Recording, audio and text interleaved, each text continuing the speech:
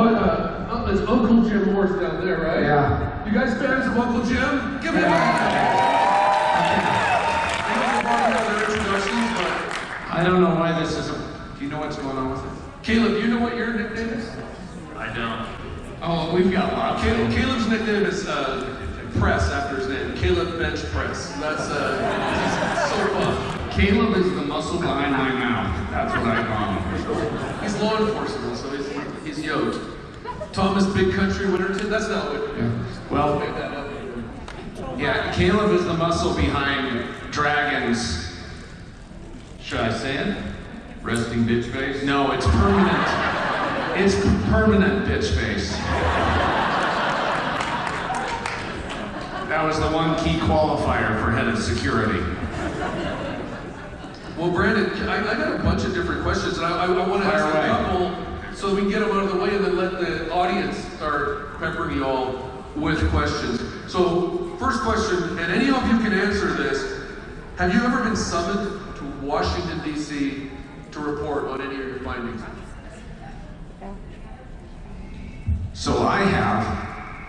A number of years ago, after our investigation ramped up, I was surprised to have Senator John McCain's chief of staff reach out and summon our team, Eric Bard, up here on the screen that we can hopefully hear from here shortly. But we were summoned to give testimony to key officials relative to the reality of the investigation and the phenomenon at Skinwalker Ranch. The reality that we are not alone, that reality is much more complicated and sometimes sinister than it may seem. And that we were, for the first time ever, conducting a privately held scientific investigation, deploying millions of dollars in service to documenting and advancing the truth relative to everything from UFO phenomena, bizarre cattle mutilations. There are over 10,000 documented cases of unexplained bizarre cattle mutilations, probably one of the greatest mysteries of our time. We've had that happen out at Skinwalker Ranch, unfortunately. Oh, have we got you, Eric?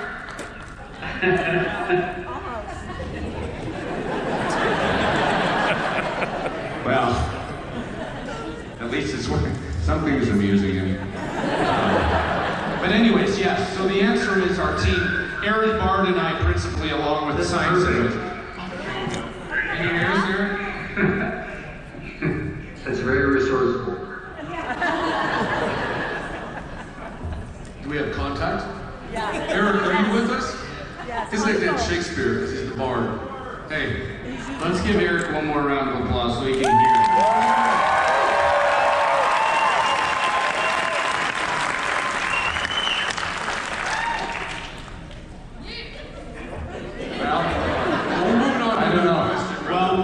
When do you have an actual docu-series where the chief scientist would be beamed in straight from the site? Wow, everybody cheer for me. That's hilarious. What is he saying? He said that was for him? That's hilarious. Okay, well, thank you very much. Well, what is it like to do? So ask Eric. He can participate in this question. This is one that everyone's going to answer. All right? And we'll start with Dragon and just go down the road. What was your favorite episode from all the seasons? That's easy. Season 3, episode 4. Telescope night, UFOs, bending lasers, all the crazy shit. Yeah. For the longest time, I didn't see anything or experience anything. I'd spend weeks on end at the ranch, quiet, peaceful. I'd leave for a weekend, all hell would break loose. These guys called me the UFO repellent for quite a while. They don't like that face, apparently. But yeah, now, we've seen some things. I went, much like Brandon, I went from a skeptic to a believer to now an experiencer. That stuff is real, and I don't know what to make sense of in my brain. It's really strange. Thanks, Dragon. By the way, before we get to Thomas, I had a question someone asked. because you don't spend a lot of time smiling. What do I have to smile about, Sean? I work for this guy. What does make you smile? I think I've got an idea. I think that your fans just want to know. I smile all the time, actually. TV cameras must make me not smile, or else they just don't show it. It was interesting. We did another panel, and people were like, "We didn't even know you had teeth." They never showed it on TV. But yeah, I do. See, but I can turn it off if I have to. Well, I can tell you, fishing makes me smile. That's true. That's true. He's a great fisherman. All right, Big Country. Yeah, this guy's actually the one that makes a lot of fun out there to film. He's always got us laughing, so they just portray him that way. You know, my favorites could be the same as his. People ask me, what's the most disturbing thing you've ever experienced? Well, it's not the scariest, but the most disturbing thing happened that night on the telescopes. And it actually... Scary. It actually didn't even show on the episode, but after the telescope experiment was over, we heard ourselves being broadcast again over those airwaves, and we made them turn all the cameras off, which is why you didn't see it on television, because we wanted to be sure it wasn't us that was causing it, and turned all the cameras off. Just like that, we could hear ourselves broadcasting still at 1.6. Just our team. We had other people there, nobody else, and we walked away from everyone, things like that, and it was our core team. For whatever reason, our voices were being broadcast over that 1.6, so it was... I went home feeling extremely violated. Like, are they listening to everything I say everywhere I go? So it was definitely that episode. Hey Tom, quick follow-up again before we make it down to Caleb. What happened to the cow? It died. Tom, it's for Tom. Which cow? The cow. It got sick, took it off, and it died. Oh, no. You mean season 1 cow? Oh, shoe leather. Yeah. Still there. You know, the interesting thing about that first cow that died is that nothing has touched it since. Not to be gross, but not even the maggots. Like, nothing touched that cow. So I've never seen an animal die and not see even the maggots. You know, it was too Normal decomposition. nothing. And you know, we had another skunk that died there at Homestead too. We don't know what happened. It just like in the middle of it just died. A big adult skunk, and it didn't decompose either. So I don't know what's going on. We actually had another scientist come out whose specialty is decomposition, and he said that the skunk itself had 3 separate stages of decomposition, and there were things there that could not be happening, and those are his words. So he was really excited. He was like a little kid. Well, and I think it's important to note, we had the Utah State veterinarian from the Department of Agriculture come out to the ranch to inspect this cow that had not only died under mysterious circumstances and had not been touched by scavengers for, well, at that time, over a year. No scavenger activity had even touched it. When he came out to look at that animal, and this is the #1 vet in the state of Utah. He said something was not right. Something was seriously wrong and disturbing. So much that he ordered tests. He ordered full toxicology tests to see if this had been poisoned, if there was something that was repelling, if there was a natural explanation for that cow's death, which also coincided with the UFO.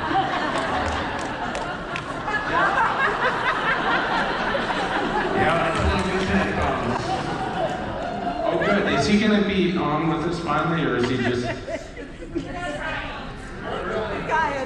Anyways, you know, we had UFO activity. We had a UFO captured on camera above the cow right when it was dying. We had 2 smartphones, both an iOS device and an Android device, both simultaneously wigging out. We had elevated gamma radiation, all caught on camera, documented. And then after a year had passed, brought out the State Department of Agriculture's top veterinarian, and there was no natural explanation. They ran the tests, and he just shook his head. Pretty compelling. And that's what we've tried to deliver to the public is really compelling data. Data and absolute evidence relative to this high strangeness. Some of it's disturbing, some of it's not, but it's real. But I like that quote, something is not right. That should be on one of our shirts, too. By the way, if you have any ideas, check in the website. There's a great website. Oh yeah, www.skinwalker-ranch.com. We actually have a 24-hour live stream from the ranch, believe it or not, and you can plug into. Again, who does this? In the history of all these topics, who has opened up essentially the private Area 51 to public scrutiny and public attention? No one. And I don't say that boastfully, I say that as a proud father, as a steward of this effort. Caleb, as both law enforcement, full-time law enforcement in the Uinta Basin, and also assisting Dragon, what was your attitude when you first came on the ranch? I was pretty open to it, actually. I've been a huge fan growing up in the 90s. I knew Star Wars and Star Trek and Warhammer and things like that. And I'm very spiritual. And so I wasn't like shut off to the idea that crazy things were going on out there, but I was, kind of skeptical that, giant wolf-headed people were walking around or something like that, which I've never seen anything like that, but I've definitely seen other crazy shit out there that I can't explain. And Travis and I have had a pretty close encounter with something about 20 feet from us, and we've talked about that, and we're actually finding out from some other guests that lived there in the past that they were seeing some of the exact same stuff that Travis and I were seeing. And so I've had a lot of experiences out there, so I'm definitely wondering what's going on, so I got a couple different ideas. Yeah. Hey, Eric, hopefully we can engage. What has been the most compelling thing that you've seen, experienced in your time there at the ranch? Well, Sean, it would have to be episode. Can Eric hear? Thought we were moving him.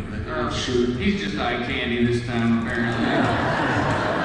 Well, Uncle Jim. Yeah, you bet. What is the craziest thing that you've seen on Skinwalker Ranch since you were brought on? Jim was the first person to actually see the ranch with me. So the first time I saw the ranch was from helicopter flying in to essentially escort Bigelow security off the property and bring our team on. And I'd asked Jim, who is a semi-retired developer, entrepreneur, someone who has worked closely with the Native American tribes, to consider being the community liaison. And as we flew in on that helicopter for the first time, he was pretty skeptical. Yeah. What has happened? Is there any one thing that jumps out that has changed your whole perception or left you, well, why don't you go out there at night? Why don't you like going out there at night? What happened to you? Well, I'm a scaredy cat.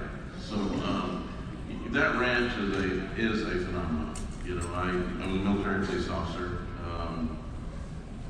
It's a ranch that I observe, and at times I want to observe from a distance. I watched that evening when we had the rabbi out there change the cadence, the rhythm, the frequency out there from his chanting or reading this Bible, I guess you'd call it. And I witnessed firsthand, this, I guess you'd call it a shapeshifter up in the trees. And it wasn't a figment of my imagination. It was the real deal. I've been out there with Michelle. We've seen the red eyes. It's been interesting to get out there and try to manage the people that live out there. And I'm not going to say, I've always had a real interest in the culture, the Native American culture.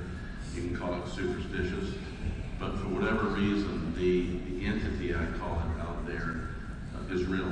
It's one that if you're not respectful, you don't ask permission, it can attach itself to you, and it did me last year. I always thought, I'll go out there, I'll ask permission, I'll approach things, treat people like you want to be treated.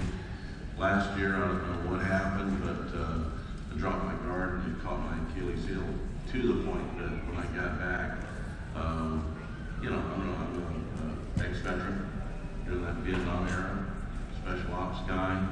I thought I was pretty insulated emotionally, and for whatever reason, it caught me off guard to the point that I felt the need to go get some counseling, to be completely frank with you.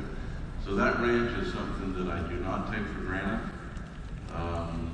Try to insulate myself emotionally when I go out there. Fortunately, we've got an exceptional group that we call family out there that we are concerned about each other's well-being. But I find the basin, I'm not a skeptic. It's when, as I say, it's not for the faint of heart. And I'm the old man to see. I'm the only man to see out there. There's times that when I get off that ranch, I thank the good Lord that I'm off the ranch, to be honest with you. So it's things I don't take for granted. A lot of things going on out there in regards to the science that is way above my pay grade. But from the spiritual, it has touched my soul from time to time, and I'm very humbled by it. So I don't know if that answers your question, but I embrace that ranch with baby steps. Well, Jim, look, that makes a lot of sense because you were the first one to go out to the ranch, and of the panel, I was the absolute last one. I only made my first trip a couple weeks ago out there for a lot of the same reasons you're talking about. I literally think you guys are risking your health and a lot to be out there. So hats off to you. I love what you're doing, but I love it from afar. And now I want to open this up. Wait, I want to say one thing real quick. You got to realize Jim says he has a scaredy cat, but that's complete BS. Because you're talking about somebody that was a military police officer, and he's confided in me some of the situations that he's been in. And I'll tell you, this guy's been to hell and back. And so when he's telling you